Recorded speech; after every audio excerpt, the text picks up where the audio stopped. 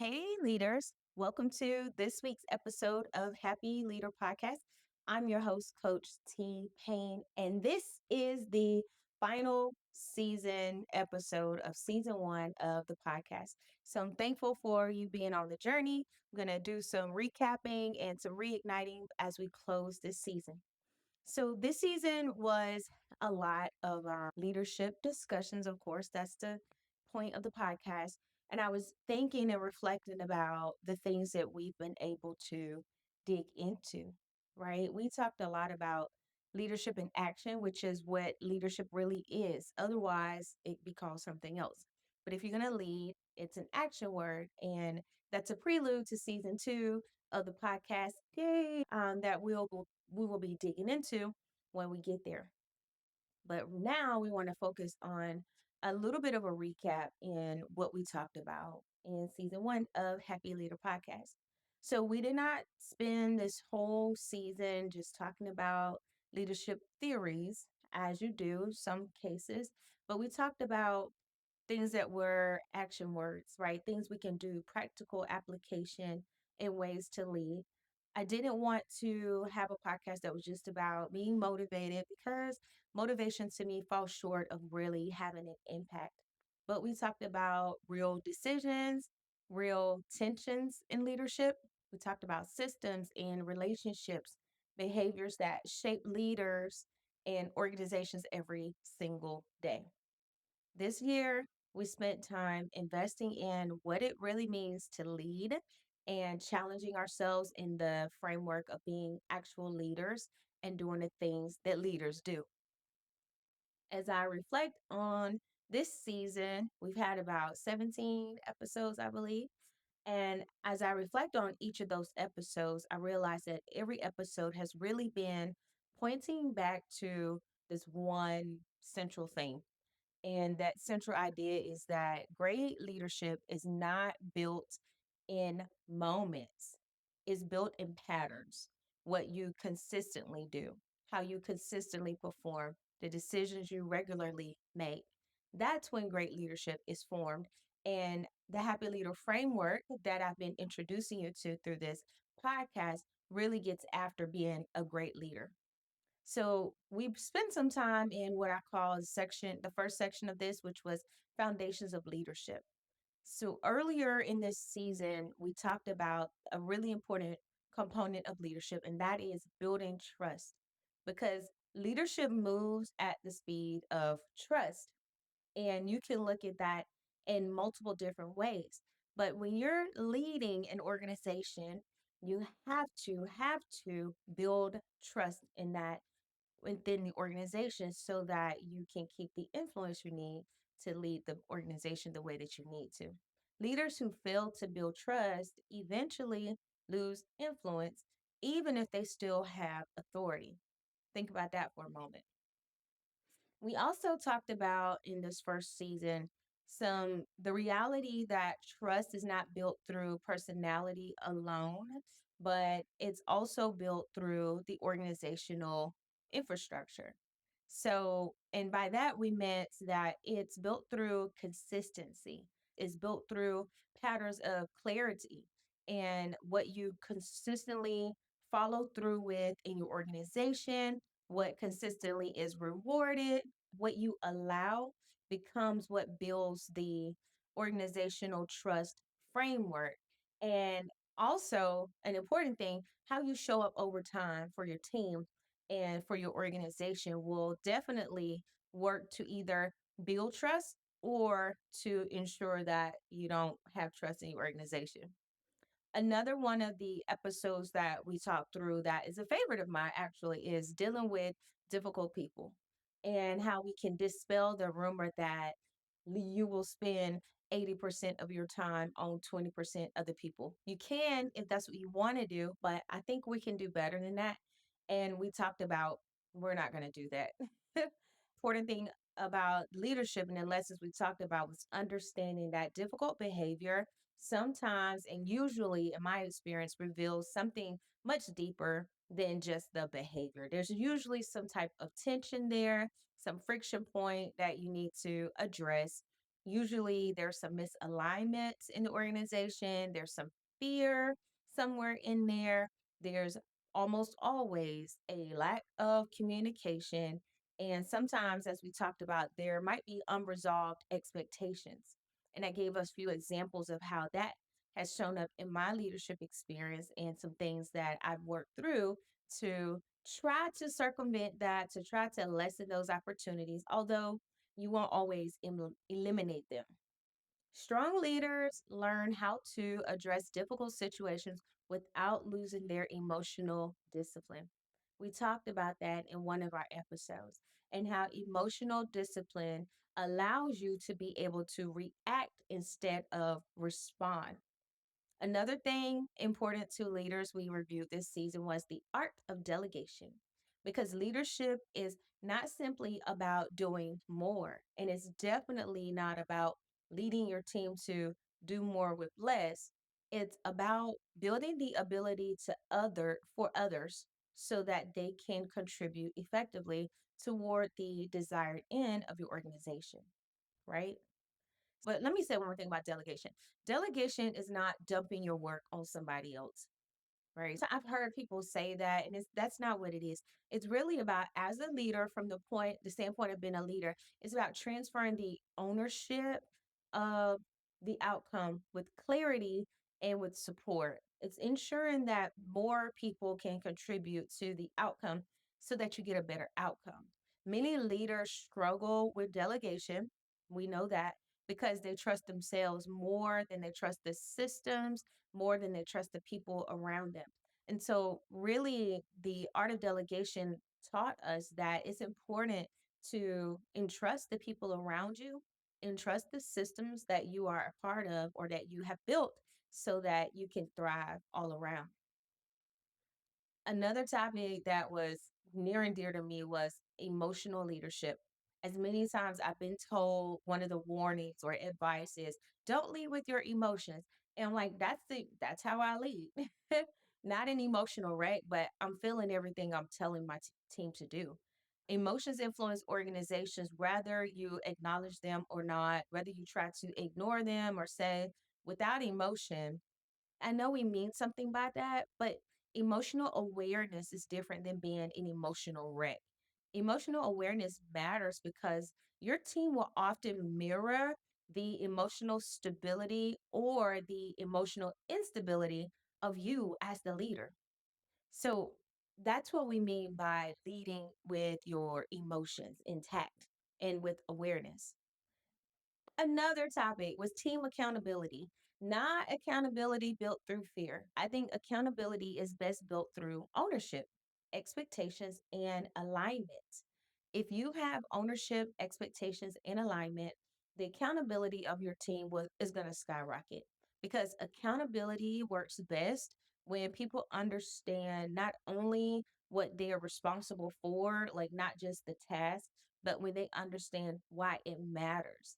And I know we've had some people complain that, well, I have to explain why I want people to do what I'm telling them to do, and maybe they should just do it.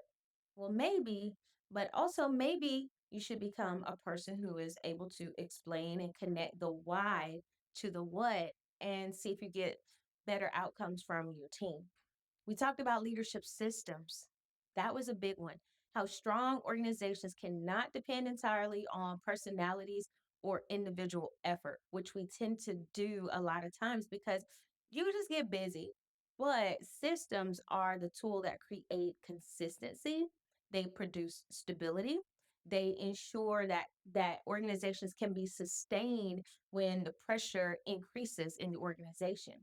Building a system is necessary if you want longevity in an organization, and especially if you want longevity in the transitory nature of a lot of systems that some of us are a part of. So we spent a lot of time investing in previous episodes and talking about how to lead well, how to make sure that we are we're showcasing strong leadership. Because one thing that has been consistent with our discussions is that strong leadership is not accidental. You're not going to accidentally happen upon being a strong leader or a great leader. Being a strong leader, being a great leader is something that's intentional. And once you master intentionality, you start making your leadership repeatable. The second section, we went to the mind. We started talking about how to think differently. We continue challenging ourselves as leaders because if you're a strong leader, if you're a great leader, you can be a challenged leader without losing anything to your leadership goals or style or organizational influence. We talked about the solutionist mindset and the difference between being a problem solver and a solutionist. I talked a lot about how it is important that you don't simply admire the problem, but you generate solutions and not just solve that one problem, but maybe a series of issues that brought the organization to that one problem. Because leaders who focus only on problems often become trapped in reaction. And you'll be leading a reactionary organization, and if you're reactionary, you cannot be transformative. But leaders who focus on solutions create movement, and movement is what will propel an organization to last and to grow and to sustain. A really great episode we had was about adaptive thinking. The ability to navigate uncertainty while still creating direction, essentially, is what we talked about when we talked about adaptive thinking. Compared to stagnant thinking, for instance, you have adaptive thinking as I'm gonna create solutions. I'm gonna be aware of what's happening in my organization, but we're gonna move forward. I'm gonna adapt how I look at this situation and adopt a new way to move forward. We explored after we talked about that, we talked about partnership with AI and large language models, LLMs, without losing your leadership voice. So key. And I think this is an episode that we'll revisit in the future because technology can support a lot of what we do. It can support your thinking, it can support your systems, it can support your processes, but leaders are still responsible and you still own the discernment, the judgment, the responsibility. And if anything is not going the way that it should, you're the leader, you're in charge. You still own that piece. So even though we are going to be smart users to implement AI and large language models and things like that, we are going to also maintain the ownership of this is your organization, you're responsible. And I'll tell you that thinking intentionally before you step out to lead people is key. Yes.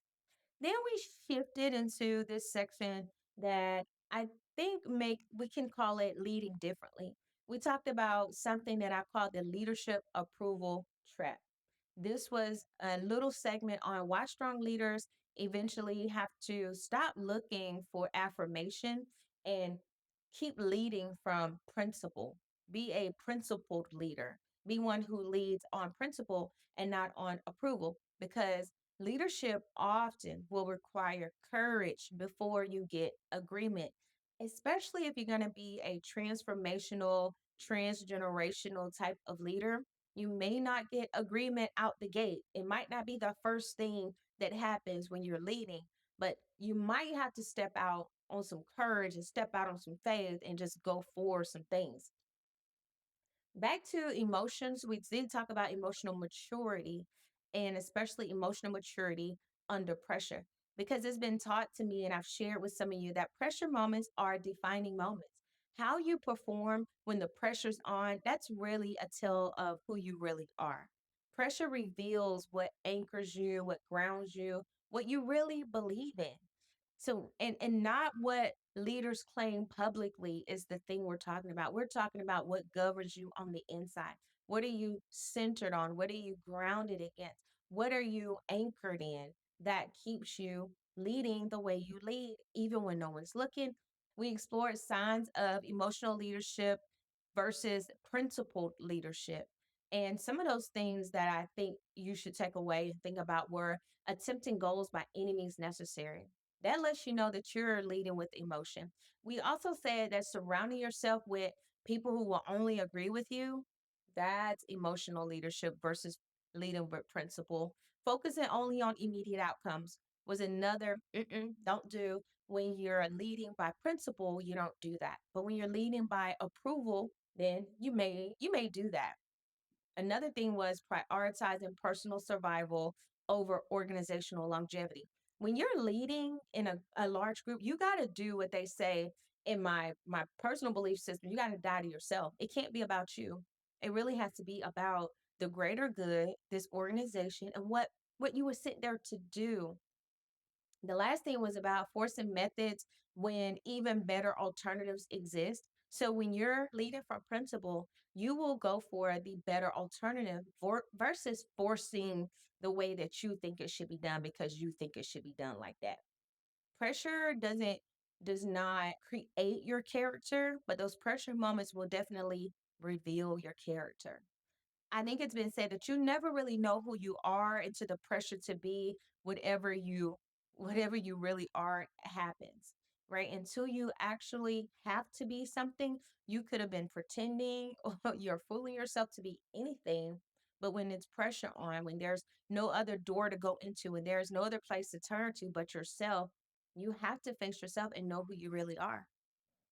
Leadership under pressure does a lot for your maturity, and your leadership maturity is really revealed the most clearly when pressure moments, those defining moments happen.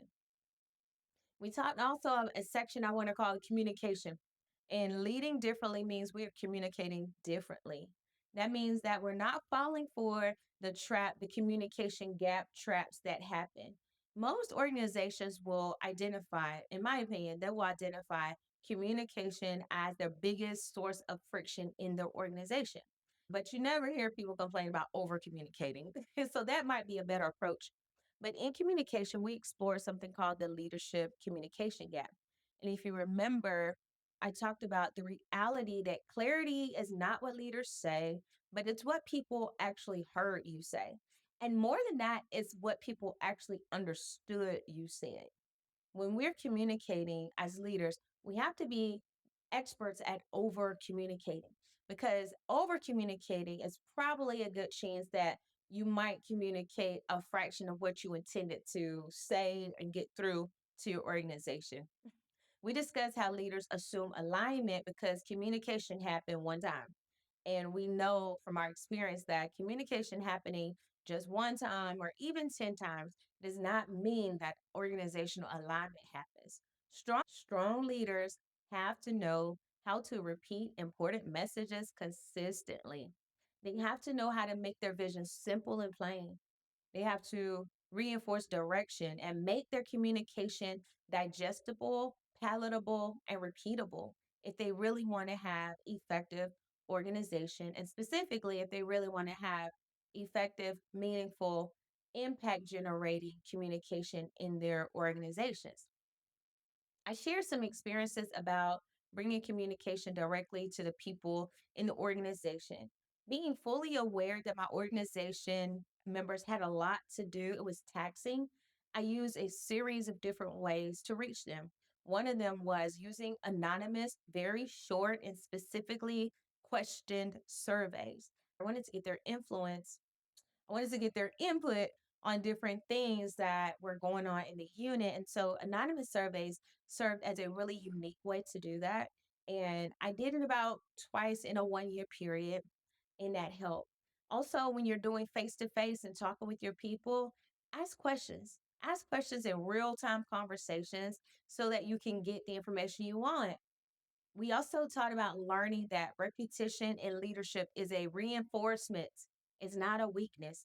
Saying what you're saying over and over and over means that you're on your way to leading effectively.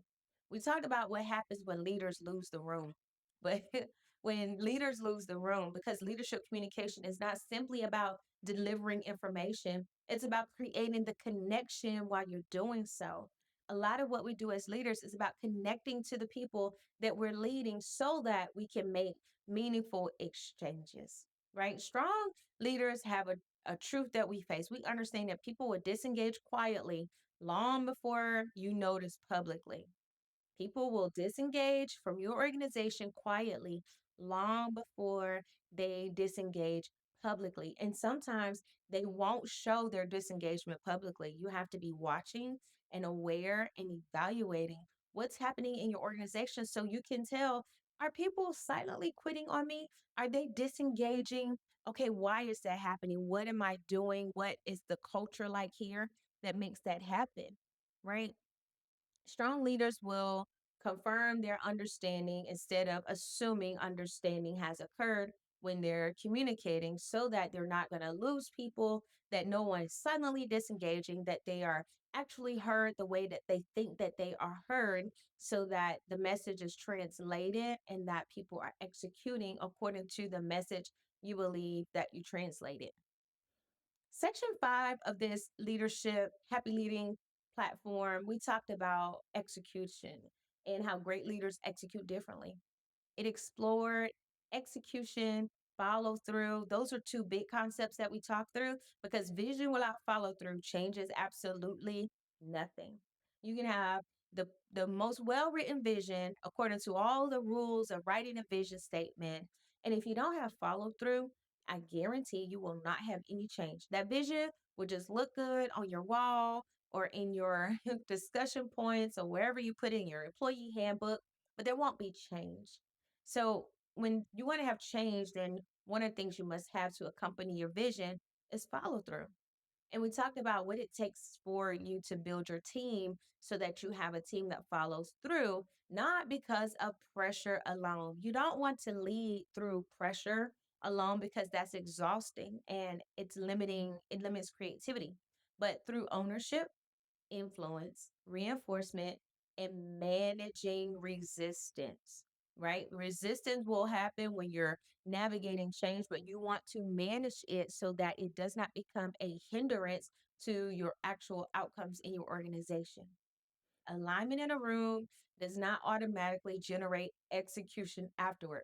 Just because you're in the meeting and everyone's nodding their heads, yes, ma'am, that sounds great. And they may even offer some additional inputs to your idea. That does not mean that when they walk out of that room, that the reality of their task list is not going to overtake them. Strong leaders are leaders who design follow through with very close, precise intentionality. Another topic we talked about was burnout. As a leader, it's your job to manage and steward well the gifts, the talents, the creativity of your people, because high performers often become the people that you rely on the heaviest. They become your go to people because they're going to get it done. And as leaders, we were reminded that you do not want to lead people into burnout. You want to lead them into being able to flourish all the way to the end of the organization, because again, these are people who might be high performers who could eventually burn out, and then they will start to silently, quietly, without you noticing, without being detected, they will disengage quietly. They'll do it while they still produce results. They'll disengage while they're still looked to as if they're showing up, but they won't really be, right? And so, as leaders, we talked about being on alert, watching, and keeping your eye out for how you're treating your people. How are you creating the organizational culture so that people are more privy to burning out or not? Because strong leaders aren't simply concerned about managing output, they are more concerned about managing sustainability. And if you consider yourself to be a strong leader or a good leader or a great leader, then one of the things on your to do list is to create sustainable ways for your organizational to thrive. We talked about trust in high turnover organizations. So when your organization is a high turnover organization, when it's a organization that has to have a lot of outputs, then you need to be cognizant of what happens to trust when the organization is constantly turning over leadership. Because in environments where leaders rotate frequently, we said that trust will not disappear, but it does have to reset. People are trying to figure out what is going on. Is this permanent? How far do I go? What do I do? And in that, your organizational trust has to be higher than your individual trust that you build, like the personal trust that people have in you. We also discussed the difference between how those two different levels of trust work, like that personal relational trust and then the structural or organizational trust. How organizations form and they determine who they rely on in the personality based trust system is a little bit different than when they trust the organization. If you can lead your people to trust the organization, by doing some of the things we talked about, you will be better suited to create stability. You will build systems, you'll build expectations, even communication patterns, and overall a culture that will outlast whoever is the new leader that comes into that leadership position. Because if trust is only tied to a person, then it leaves when the person leaves. The loyalty is to the person and not to the organization, which is not good for longevity. I hope that you will take some of these topics and go back through the playlist on the podcast and see what's helpful to you, even the things that you don't really agree with, because there are some really good nuggets in there, if I do say so myself. We're going to come back with season two, and I have some concepts there that I want to explore with leadership being an action word. And I have some concepts that I know that at the second season of Happy Leader Podcast, you're going to really enjoy. I'm looking forward to delivering it to you. As I reflect on all of this, these topics are interrelated, they're integrated. I want you to know they've been intentional. The topics flow in a way that I thought was necessary for the different seasons of how leaders are being led and also how leaders lead. I hope that you would take the time to start a conversation with someone that you lead or a group of people that you're mentoring in any of these topics. And I love to hear what you think about it in the comments. So leave a comment and have the conversation. I hope you will subscribe to season two once that releases in a few months. This has been a really good journey for me. I look forward to hearing from you guys in the comments, in email, or however you like to reach out to me. And I hope this helps. So until we see each other again, season two,